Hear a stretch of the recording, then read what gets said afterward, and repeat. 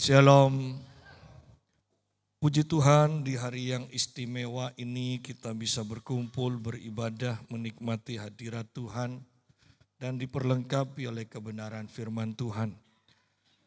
Hari yang sangat luar biasa, Yesus naik ke surga. Disaksikan oleh 500 orang sehingga tidak perlu diragukan. Bahkan semuanya tercatat di buku sejarah. Mari kita akan lihat Alkitab kita dalam Kisah Para Rasul. Kisah Para Rasul pasal yang pertama,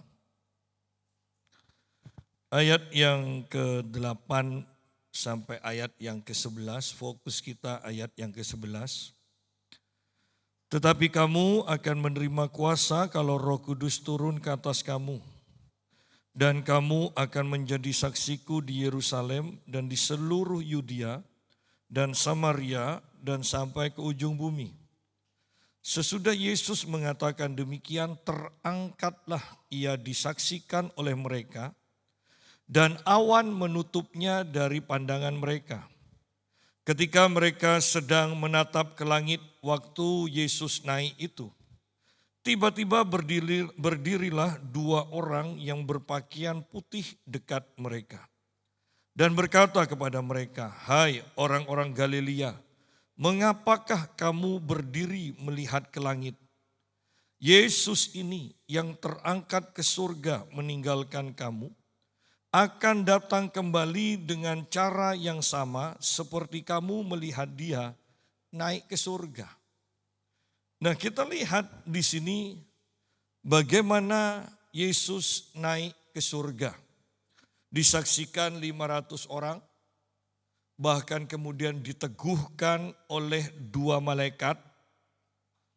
Dan ada satu janji yang sangat luar biasa. Di sini dikatakan ayat 11, "Hai orang-orang Galilea, mengapakah kamu berdiri melihat ke langit? Yesus ini yang terangkat ke surga meninggalkan kamu. Yesus akan datang kembali dengan cara yang sama seperti kamu melihat dia naik ke surga." Bahwa kita harus perhatikan di sini bahwa Yesus yang sudah naik, dia berjanji akan datang kembali dan pasti akan datang kembali. Di akhir zaman ini banyak orang fokusnya kepada antikris, munculnya antikris. Sehingga semua serba ketakutan. Membayangkan ekonomi yang hancur-hancuran, membayangkan amoral yang semakin meningkat, membayangkan bencana alam, membayangkan vaksin, TBC, dan semuanya serba bertentangan di Indonesia. Karena bahkan di Myanmar kalau tidak salah, sebelum Bill Gates masuk ke sana tidak ada autis anak-anak. Tetapi ketika Bill Gates sudah masuk dengan percobaannya vaksin TBC, maka autis di sana meningkat 300 kali lipat. Dan sekarang Indonesia akan menjadi kelinci percobaan bagi vaksin TBC ini. Ya, sehingga sekarang ini serba ribut. Tetapi pada intinya saya mau katakan dunia serba tidak menentu dan menjadi kacau. Ya. Dunia menjadi kacau. Di tengah-tengah ketidakpastian itu, marilah kita sebagai orang beriman fokus kepada janji Tuhan. Bahwa yang terpenting di sini yang harus kita selalu ingat sehingga hati kita tidak goyah. Yesus pasti datang kembali. Ya. Itu sangat-sangat menjadi penghiburan bagi kita semua. Dan Yesus datang untuk menjemput kita. Yesus datang untuk menjemput kita.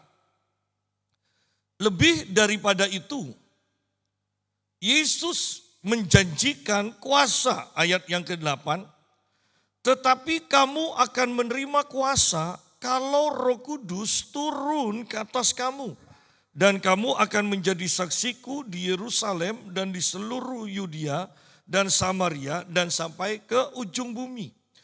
Kita lihat dulu di dalam Injil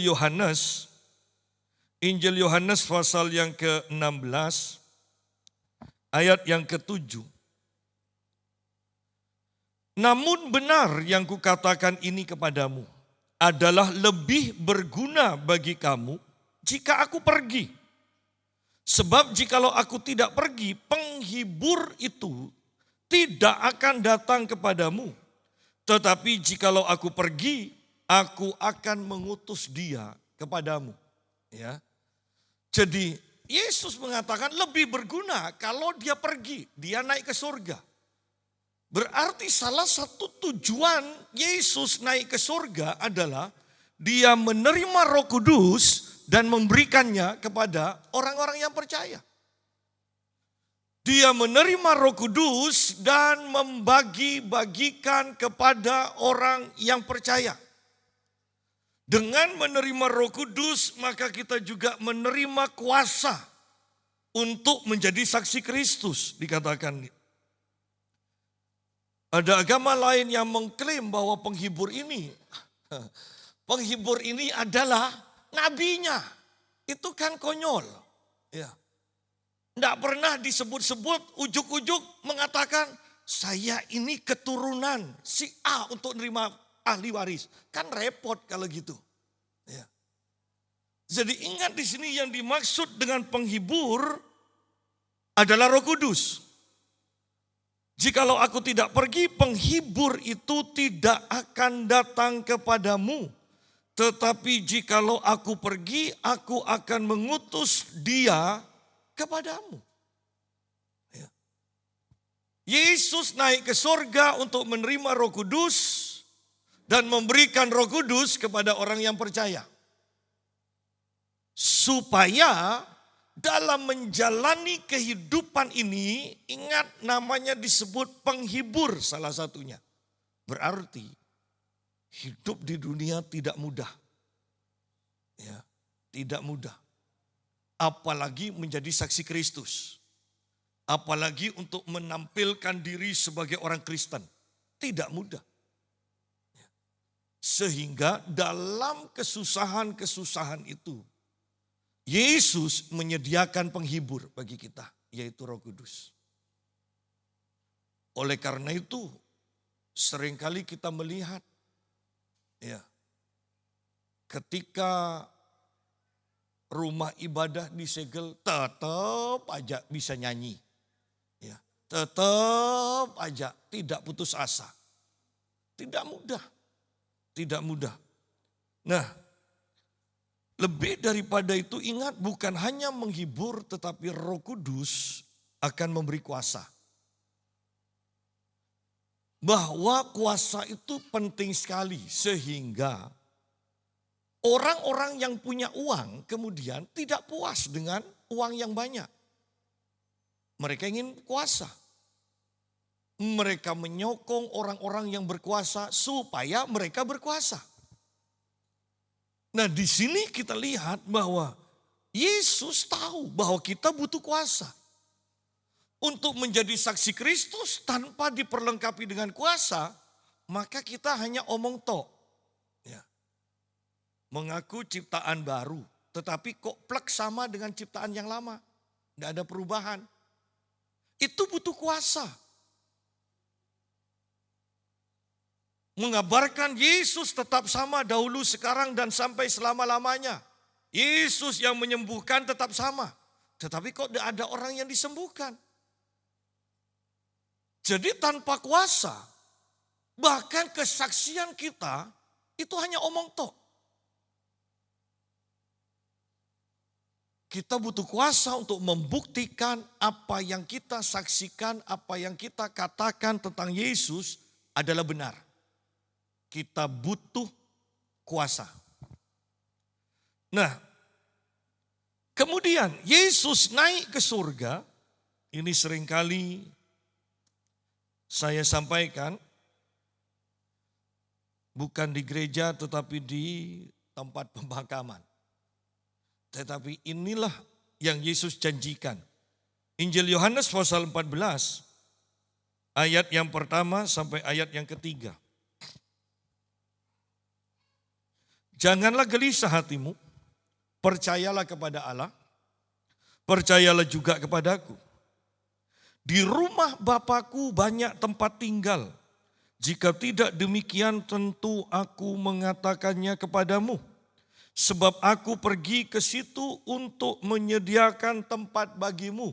Perhatikan, Yesus naik ke surga untuk menyediakan tempat bagi orang-orang percaya. Di antaranya adalah kita. Dan apabila aku telah pergi ke situ dan telah menyediakan tempat bagimu, aku akan datang kembali dan membawa kamu ke tempatku, supaya di tempat di mana aku berada, kamu pun berada. Bukankah janji Tuhan luar biasa? Kita bahkan yang mau ke surga, dijemput loh oleh Yesus. Dijemput oleh Yesus. Apabila aku telah pergi ke situ dan telah menyediakan tempat bagimu, aku akan datang kembali dan membawa kamu ke tempatku. Makanya kalau Anda perhatikan orang Kristen yang sungguh-sungguh, ketika mati itu agak ada senyumnya sedikit. Ya. Tapi orang yang tidak percaya Tuhan, bahkan dukun-dukun, sebelum mati mereka teriak-teriak. Mereka teriak takut, pergi sana, pergi sana. Kenapa? Karena mata rohaninya terbuka dan mereka melihat loh siapa yang menjemputnya. Ya. Mereka melihat siapa yang menjemputnya. Sehingga para ateis, tokoh-tokoh ateis yang mengaku tidak percaya Tuhan. Beberapa orang mengatakan, apa yang sudah aku perbuat? Aku melakukan kesalahan besar ini. Menjelang kematiannya, mereka mengatakan hal seperti itu. Kenapa? Karena mata rohani mereka terbuka dan melihat siapa yang menjemput mereka. Bagaimana Kenneth Hagin yang sejak muda, seorang hamba Tuhan yang luar biasa. Sejak muda dia sudah berkata, aku tidak akan mati di bawah umur 70 tahun. Aku akan mati umur 70 tahun sampai 80 tahun. Dia bilang. Dan pada umur 83, dia duduk di kursinya, di kursi malasnya. Dan dia melihat ke atas dan dia berkata kepada keluarganya, saya sudah dijemput. Dan kemudian dia menundukkan diri dan dia meninggal. Sejak muda dia sudah katakan, aku tidak akan kena penyakit setelah dia disembuhkan oleh Tuhan secara ajaib. Dan dia katakan, sekarang aku tidak akan pernah sakit dan aku tidak akan mati dengan penyakit. Dan itu seperti yang diucapkan, seperti yang dipercaya, itu yang terjadi. Tetapi luar biasanya dia mengatakan, aku sudah dijemput, dia tersenyum dan dia menundukkan kepala dan dia mati. Kenapa? Karena yang menjemput Yesus sendiri. Di sini kan jelas dikatakan. Dan apabila aku telah pergi ke situ, sudah naik ke surga, menyiapkan tempat, dan telah menyediakan tempat bagimu, aku akan datang kembali. Yesus tidak hanya mengutus utusan, jemput itu si A, jemput. Tidak. Yesus berkata, aku akan datang kembali. Oh, ini Tuhan loh, begitu menghargai kita. Ini Tuhan. Mana ada orang yang pangkatnya lebih tinggi menjemput orang yang pangkatnya lebih rendah? Enggak ada. Tetapi inilah Tuhan kita yang luar biasa. Tuhan kita yang sangat luar biasa. Aku akan datang kembali dan membawa kamu ke tempatku. Ya. Membawa kamu ke tempatku. Ada kepastian iman di dalam kekristenan. Bahkan seorang hamba Tuhan berkata, untuk membuktikan Yesus mati dikuburkan dan bangkit kembali, tidak dibutuhkan Alkitab. Sejarah sudah mencatat. Dan bahkan yang memberitakan itu, yang tercatat dalam sejarah, bukan orang Kristen. Bagaimana bisa bukan orang Kristen mencatat dengan jujur jalannya sejarah? Sehingga tidak perlu diragukan lagi bahwa Yesus benar-benar datang ke dunia, mati, dikuburkan 3 hari, dan dibangkitkan serta terangkat ke surga.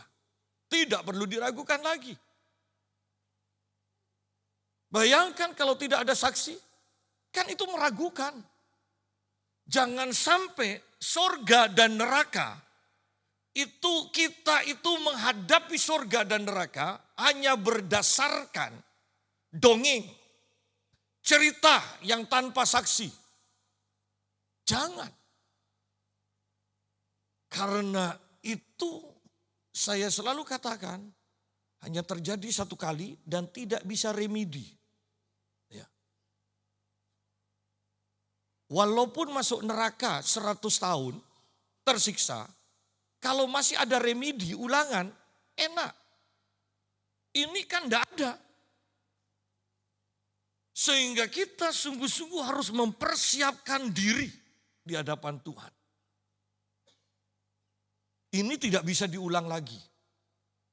Percayailah Tuhan sungguh-sungguh dan Dia akan menyediakan tempat bagi kita. Ya, Dia menyediakan tempat, membuat rumah bagi kita. Selesai kita dijemput. Wow, begitu luar biasanya Tuhan mengasihi kita dan menghargai kita. Buat rumah di bumi saja sukar. Loh, ada orang yang berkata begini, punya rumah itu anugerah. Karena kalau bukan anugerah, harga rumah dan gaji kita naiknya lebih cepat. Ya, harga rumah. Jadi orang yang punya rumah walaupun rumah Anda kecil, saya mau katakan itu adalah anugerah Tuhan, patut disyukuri. Ya. Bangun rumah di bumi itu sudah sukar. Apalagi bangun di surga. Nah, kalau bukan Tuhan yang membangunkan rumah di surga bukan Tuhan, tidak ada orang bisa sampai ke surga. Betapa luar biasanya yang membangunkan rumah di surga banyak ditolak orang. Dan yang menolak itu ingin pergi ke surga. Anda pikirkan baik-baik, ini cerna. Ini bukan berdasarkan teologi yang tinggi, tetapi ini adalah penjelasan yang sangat sederhana. Yesus naik ke surga dan kita memperingatinya hari ini adalah salah satunya menyiapkan tempat bagi kita. Dan setelah tempatnya siap, kita akan dijemput. Itu kalau di bumi, kalau sudah rumahnya siap ya, kita foto dulu. Difoto ya, di depan rumahnya. Ya kan? Jadi mari kita sungguh-sungguh dalam beribadah di akhir zaman ini. Ya, jangan sampai ketinggalan, jangan sampai ternyata tidak punya rumah di surga. Sibuk membangun rumah di bumi dan tidak punya rumah di surga. Dan Alkitab bahkan ketika menjelaskan soal keuangan, dikatakan simpan uangmu itu di surga. Jangan simpan di bumi. Di bumi ngengat dan karat itu akan membuat uangmu rusak. Tidak ada harganya nanti. Ya. Simpan untuk di surga. Nah, kemudian Injil Matius pasal 28 ayat 18.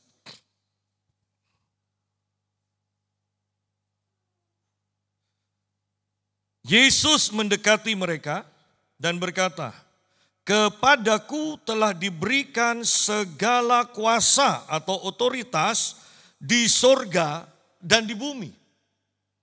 Kepadaku telah diberikan segala kuasa di sorga dan di bumi." Dan ini dikatakan ketika Yesus mau naik ke sorga. Ayat 16 berkata, "Dan ke-11 murid itu berangkat ke Galilea, ke bukit yang telah ditunjukkan Yesus kepada mereka. Ketika mereka melihat dia, mereka menyembahnya, tetapi beberapa orang ragu-ragu. Yesus mendekati mereka dan berkata, "Kepadaku telah diberikan segala kuasa, otoritas di surga dan di bumi." Dan kemudian Yesus naik ke surga.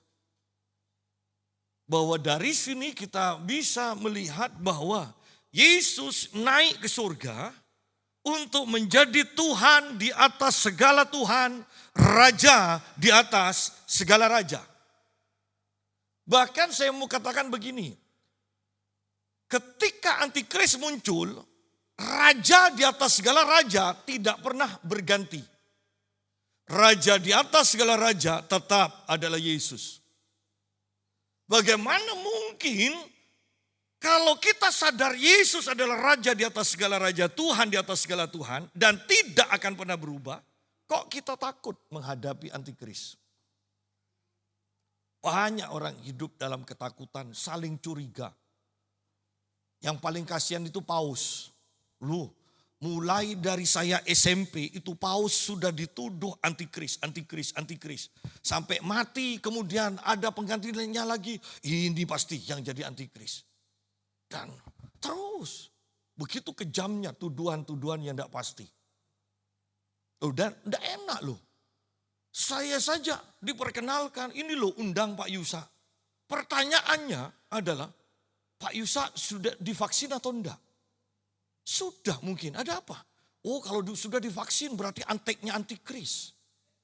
Itu sudah terima chip, dia bilang. Loh, padahal ketika saya baca, itu ya, chip itu baru muncul di Wahyu pasal 13. Ketika naga itu sudah keluar, kemudian naga memberikan kuasa kepada binatang. Binatang kemudian mengumpulkan atau mengutus nabi-nabi palsu. Nabi-nabi palsu ini kemudian membuat patung yang bisa berbicara. Nah pada waktu itulah orang-orang akan diperhadapkan. Kamu nyembah patung, kamu bisa berjual beli. Kalau kamu tidak menyembah patung, kamu tidak bisa berjual beli. Dan pada waktu orang mengatakan, aku mau nyembah patung dan menyembah patung, mereka langsung distempel dahi dan lengannya. Baru di sana chip yang dimaksud dalam Alkitab ini, tanda binatang, itu terjadi. Sekarang belum. Tapi kan sedikit-sedikit kan, aduh chip. Padahal di KTP kita juga ada chipnya kan. Di SIM kita ada chipnya. ATM kita ada chipnya. Bahwa kita akan menjadi antikris bukan tanpa sepengetahuan kita. Tetapi itu adalah kehendak diri kita sendiri. Pilihan kita sendiri. Apakah kita mau menyembah antikris atau kita tetap menyembah Yesus. Itu adalah pilihan. Pada waktu kita sudah menetapkan pilihan aku mau menyembah antikris. Pada waktu itulah engkau dicap. Yang tidak mau menyembah antikris tidak dicap, tapi harus melarikan diri. Mereka tidak akan bercocok tanam seperti pendeta, salah satu pendeta yang bernubuat. Zaman antikris kita tidak bisa berjual beli. Yang punya rumah silakan beli tanah dan bercocok tanam sendiri. Memangnya antikris tidak akan rebut. Ya. Kemudian yang biasa bekerja administrasi kemudian megang cangkul memangnya tidak luka semua.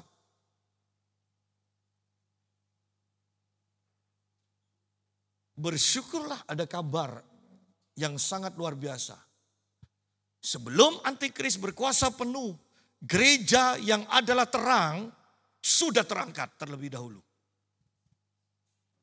Karena selama ada gereja yang adalah terang, bumi tidak akan bisa dikatakan diselimuti kegelapan. Selama ada gereja yang adalah garam, tidak mungkin bumi menjadi rusak sepenuhnya karena garam akan mengawetkan. Ya. Oleh karena itu, jalan supaya bumi rusak benar-benar rusak, baik moral, baik apapun juga. Ya. Supaya bumi sungguh-sungguh dipenuhi kegelapan, gereja terangkat terlebih dahulu. Baru setelah itu zamannya Israel dibuka kembali. Artinya Israel akan menerima Yesus. Itu kan kemudian orang-orang bertanya lagi. Kalau gereja ini yang diselamatkan hanya 144.000. Bagaimana dengan kita?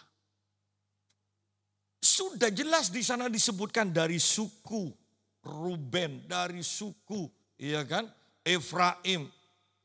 Sudah jelas kenapa kok gereja mau berpikir itu. Waktu itu gereja sudah naik ke surga. Tidak usah bingung. Oleh karena itu hidup di akhir zaman ini. Ingat kalau ini memang akhir dari akhir zaman. Fokus kita adalah Yesus akan menjemput kita. Bukan kita akan dianiaya oleh antikris. Kalau pikiran Anda sudah berpikir kita akan dianiaya nanti dalam zaman antikris, Anda akan hidup dalam ketakutan. Ya. Tetapi kalau pikiranmu adalah kita akan dijemput oleh Yesus, maka hatimu tetap akan penuh dengan sukacita. Karena Roh Kudus yaitu Roh penghibur itu ada di dalam kita. Jadi kembali pada pembahasan kita, Yesus naik ke surga untuk menjadi raja di atas segala raja, Tuhan di atas segala Tuhan. Anda boleh baca banyak ayat di dalam kitab Filipi juga disebutkan bagaimana semuanya harus tunduk di dalam nama Yesus ini. Kenapa? Karena dia raja di atas segala raja, Tuhan di atas segala Tuhan. Bahkan nama Yesus adalah nama di atas segala nama. Bukankah setiap penyakit ada namanya? Sakit kepala itu nama penyakit. Kanker itu nama penyakit. Sakit jantung itu nama penyakit. Kolesterol itu nama penyakit.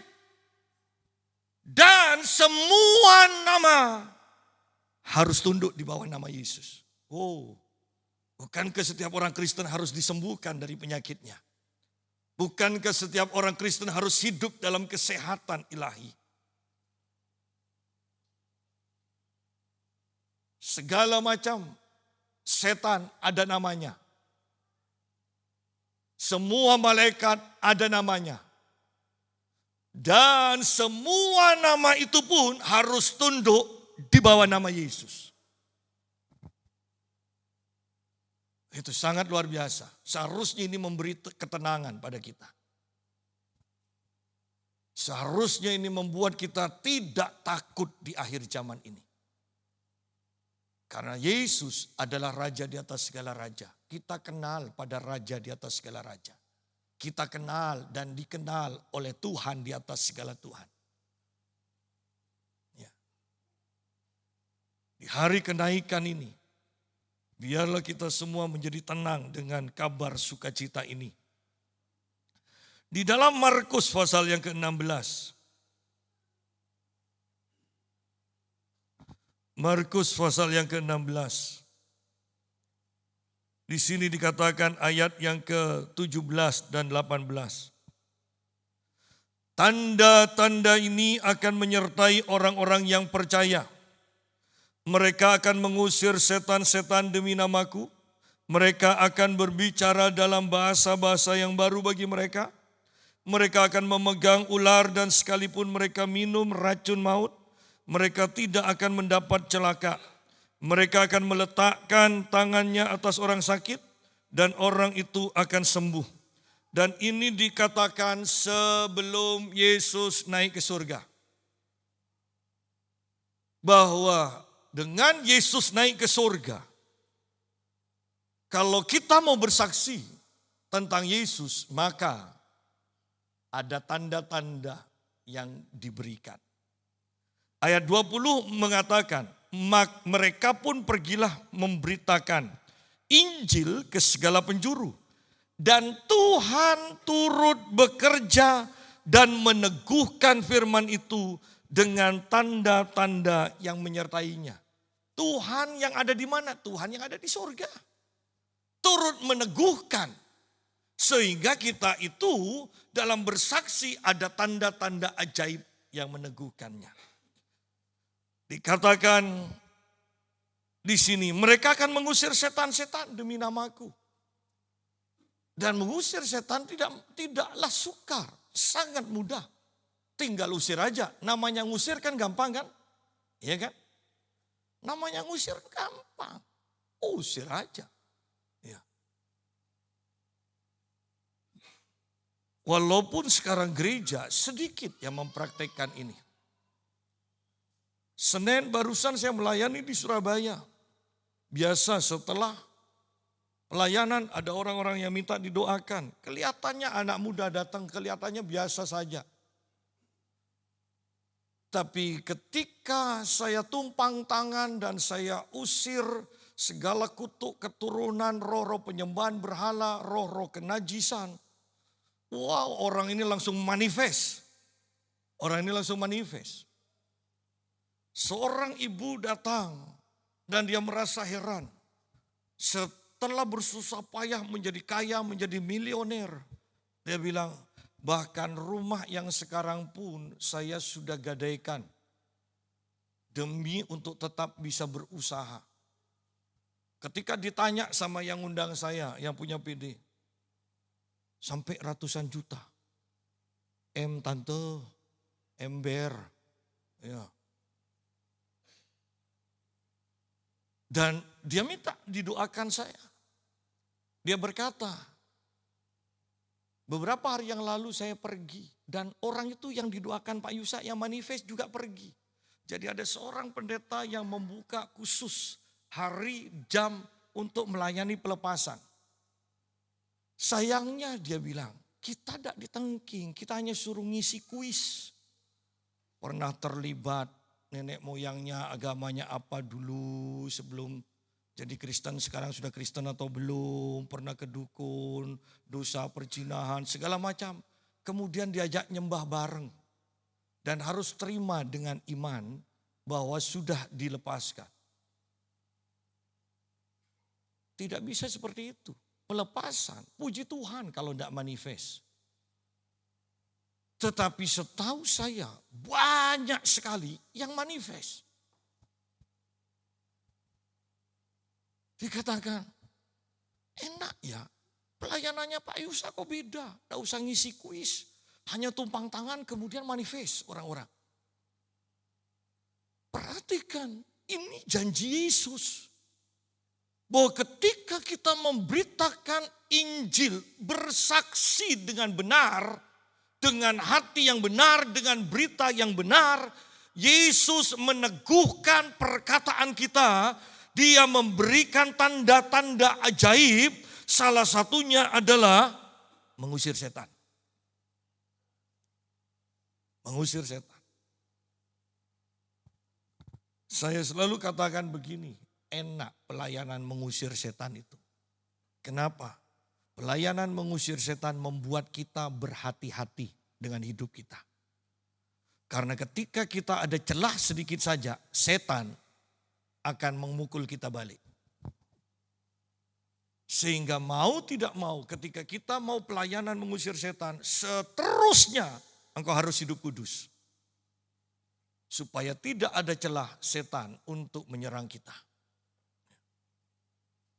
Makanya setelah saya mengusir pelayanan mengusir setan, saya selalu katakan pada supir, pelan-pelan aja. Pelan-pelan. Karena itu pun sudah pelan-pelan ada aja yang nutul, yang nyerempet. Ada aja. Kalau mau tabrakan sudahlah, sudah sering. Ya. Jadi untuk pelayanan mengusir setan, enaknya adalah kita akan berjaga-jaga terus dengan hidup kita. Ya. Lengah sedikit, habislah. Oleh karena itu jangan lengah. Ya. Nah kemudian di sini dikatakan, mereka akan berbicara dalam bahasa-bahasa yang baru bagi mereka. Saya percaya ini berbicara tentang bahasa roh. Bahasa roh yang bagaimana? Kalau ini untuk penginjilan berarti tetap bahasa roh, berarti ada bahasa roh yang bukan bahasa doa. Yang kita kenal sekarang, yang kita lakukan sekarang bahkan mulai tadi, itu bahasa doa. Itu tidak dilarang kapanpun, dimanapun Anda melakukannya. Itu tidak dilarang. Yang di sini untuk penginjilan, misalnya kita ke Arab, kita tidak pernah belajar Arab. Tiba-tiba Roh Kudus pimpin kita untuk berkata-kata dalam bahasa Arab. Ya. Dan ini masih tersedia. Ketika saya dulu pelayanan bersama Herman, Pak Eko, dan Daud Tony. Pada waktu Daud Tony berkhotbah, tiba-tiba dia berkhotbah bahasa Mandarin. Dia berkhotbah, bukan berdoa, dia berkhotbah. Kemudian dia artikan sendiri. Ternyata ada emak-emak yang tua katakan, itu bahasa yang paling halus. Dan apa yang diartikannya itu benar semua, dia bilang. Loh ini loh maksudnya, bahasa roh yang ada di bumi ini yang kita tidak pelajari. Tetapi karena kuasa Roh Kudus yang memandang kita itu butuh itu. Dan orang yang mendengar yang ada di hadapan kita butuh juga kabar keselamatan. Roh Kudus intervensi. Ada bahasa roh yang adalah bahasa malaikat. Ada bahasa roh yang adalah karunia-karunia roh yang perlu ditafsirkan. Ya. Yang merupakan karunia roh itu perlu ditafsirkan. Jadi jangan hantem kromo. Dan terlalu berani orang-orang hamba-hamba Tuhan. Ya. Mengatakan bahasa roh dari setan. Bagi saya tidak akan tergoyahkan dengan data yang valid sekalipun. Bukti-bukti yang luar biasa yang mereka berikan, saya tidak akan tergoyahkan. Kenapa? Karena saya anak seorang gembala, saya tidak menginginkan untuk jadi pendeta. Bahkan saya Kristen pun pokoknya kalau bisa masih bisa lolos tidak ke gereja, saya tidak ke gereja. Tetapi ketika di tempat kos saya di Surabaya, pada waktu saya tidur, saya mimpi Yesus datang tumpang tangan dan saya berbahasa roh. Saya bangun tetap berbahasa roh. Dan sejak itu saya hanya suka baca Alkitab, saya suka berdoa. Saya beribadah, saya baca Alkitab, saya suka doa, saya beribadah. Dari orang yang dulu tidak suka ke gereja, sekarang bahkan baca Alkitab terus. Bagaimana mungkin, bahkan saya mau katakan saya tidak mencari Roh Kudus, kepenuhan Roh Kudus. Tuhan sendiri yang tumpang tangan dan saya penuh Roh Kudus. Bagaimana mungkin dengan tanda-tanda yang saya alami ini, saya berani berkata bahasa roh dari setan. Kalau memang dari setan, kenapa membuat saya semakin cinta firman Tuhan? Kalau memang dari setan, kenapa semakin membuat saya suka berdoa? Repotnya orang yang mengatakan bahasa roh dari setan, tidak pernah berbahasa roh. Saya mau katakan begini, bisakah Anda membedakan, mengatakan uang ini palsu tanpa Anda pernah memegang uang asli? Itu sama dengan agama tetangga yang berkata, Alkitab kita palsu. Makanya Pak Mutu katakan kalau memang palsu, tunjukkan Alkitab yang asli. Iya kan? Betul? Baru kalau bisa menunjukkan Alkitab yang asli, boleh katakan Alkitab kita palsu. Dan mereka tidak bisa jawab. Kalau memang bahasa roh ini dari setan, berarti ada bahasa roh dari Tuhan. Tunjukkan bahasa roh yang dari Tuhan. Kan seperti itu seharusnya. Ini orang yang ngaku-ngaku pendeta asal cuap aja. Bahasa roh dari setan. Paus, nah kan? Paus, antikris. Ini bahkan paus yang sekarang, sudah banyak tuduhan-tuduhan. Betapa kejamnya dan ngawurnya, saya katakan. Ya. Orang-orang itu ketahuan kalau baca Alkitab itu hanya lompat-lompat. Yang mengatakan saya adalah antikris karena divaksin, ya kan? Ketahuan bahwa baca Alkitabnya itu lompat-lompat. Kalau baca Alkitab secara berurutan pasti ngerti kok. Ya. Makanya perlu baca Alkitab itu berurutan. Ya. Jadi di sini kita lihat mereka akan berbicara dalam bahasa-bahasa yang baru bagi mereka. Bahkan ketika menginjil, misionaris itu belajar bahasa di mana mereka akan melayani. Dan itu pun kalau bukan intervensi dari Tuhan. Tidak semudah itu kan belajar bahasa. 2 bulan, 3 bulan, 6 bulan kemudian berangkat sudah fasih. Bahasa yang di mana mereka akan melayani. Saya dengan begitu saja walaupun mereka belajar. Itu kalau bukan Roh Kudus yang memampukan mereka. Tidak akan bisa secepat itu. Ya. Mereka akan memegang ular dan sekalipun mereka minum racun maut. Mereka tidak akan mendapat celaka. Ingat. Konteksnya ini pemberitaan Injil. Jangan coba sendiri di rumah dan mengatakan pada saya, bukan sulap, bukan sihir, dan Anda kemudian minum racun atau menyediakan ular untuk menggigit Anda. Ya. Bukan itu maksudnya. Ya, jadi orang Kristen bukan kebal racun. Tetapi ketika kita memberitakan Injil, dan disuguhi makanan, disuguhi minuman. Kalau kita tidak tahu, itu tidak akan kena. Yang penting sebelum makan, sebelum minum, dalam nama Tuhan Yesus. Jangan asal ada makanan, langsung. Ketika ditanya, sudah doa? Aduh lupa. Ya. Ada lagi yang tidak merasa bersalah. Pokoknya makan. Ya, apalagi di banyaknya orang. Di restoran. Kenapa sih? Apa susahnya? Ini keyakinan kita sendiri kok. Ya. Orang bahkan ada yang di pesawat itu bisa doa bareng kok. Rame. Kita kan tidak rame kan? Ketika kita mengucap syukur untuk makanan kita di restoran kan tidak rame kan? Malah hanya merem, diem.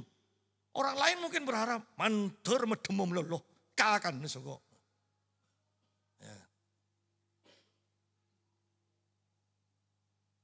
Tidak usah takut menunjukkan iman kita. Yang penting tidak mengganggu. Ya. Nah, kemudian mereka akan meletakkan tangannya atas orang sakit dan orang itu akan sembuh. Bahwa ketika Anda menginjil, Anda berbicara menyampaikan Yesus kepada orang yang belum percaya pada Tuhan, paling mudah untuk menyembuhkan kalau orang itu sakit. Paling mudah. Jadi dalam penginjilan, ingat ketika kita menginjil orang yang belum percaya Yesus, memberitakan Yesus kepada orang itu, dan kebetulan orang itu sakit, Anda doakan pasti sembuh. Pasti sembuh. Ya. Jadi Tuhan memberikan tanda-tanda ini. Dan ini terjadi setelah Yesus naik ke surga. Kemudian dikatakan dalam kitab Ibrani pasal yang ke-8.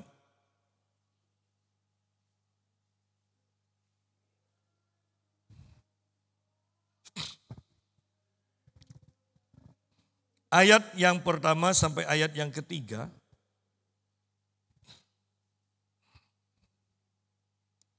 Inti segala yang kita bicarakan itu ialah kita mempunyai imam besar yang demikian. Yang duduk di sebelah kanan tahta yang maha besar di surga. Ya, berarti Yesus sudah naik ke surga. Dan yang melayani ibadah di tempat kudus yaitu di dalam kemah sejati. Yang didirikan oleh Tuhan dan bukan oleh manusia. Sebab setiap imam besar ditetapkan untuk mempersembahkan korban dan persembahan, dan karena itu Yesus perlu mempunyai sesuatu untuk dipersembahkan di surga. Jadi lihat di sini Yesus naik ke surga untuk menjadi imam besar di surga bagi setiap orang yang percaya. Karena kalau Yesus tetap di muka bumi, dia tidak bisa menjadi imam. Karena Yesus keturunan Daud. Sedangkan imam dan imam besar harus keturunan Lewi. Ya. Oleh karena itu Yesus harus mati, dikuburkan, bangkit, naik ke surga untuk menjadi imam untuk selama-lamanya. Menjadi imam besar. Yang akan berdoa buat kita. Yang akan meratapi kita supaya bertobat, supaya diberkati. Yesus yang mendoakan kita. Ya. Yesus menjadi imam besar. Oleh karena itu seringkali sekeras apapun orang, tiba-tiba bisa seperti diingatkan dan bertobat. Kenapa? Karena Yesus berdoa. Ketika Yesus berdoa, Roh Kudus yang mengetahui hati Yesus pun kemudian pergi kepada pendoa-pendoa di muka bumi ini. Yang juga tanpa sepengetahuan orang percaya itu berdoa melalui orang percaya itu supaya orang ini bertobat. Sehingga banyak hal bisa terjadi sebelum seseorang itu mati. Masih ada kemungkinan orang itu bisa bertobat. Ya, sebelum orang itu mati, mau sejahat apapun orang itu, dia bisa bertobat.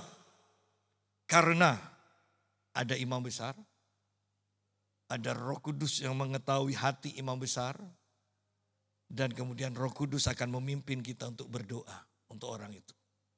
Apakah orang itu apakah famili kita atau anak kita? Jadi Yesus naik ke surga untuk menjadi imam besar yang menjadi perantara kita. Nah, dari semua yang saya sampaikan ini, bukankah posisi kita di surga seharusnya aman? Aman.